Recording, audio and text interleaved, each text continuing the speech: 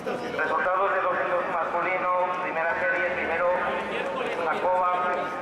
Chaca Fernández de los ríos de Tisco 2673, segundo Peterino García Suárez Vallenado 1551, tercero Gilberto González Rosa Picuar de Tisco 2776, cuarto Miguel Ortiz de Guinea, Nacional Veterano 8623, segunda serie, primero Luis Álvarez Gómez, Pelezano Oviedo 2312, segundo Javier Guerrero Suárez,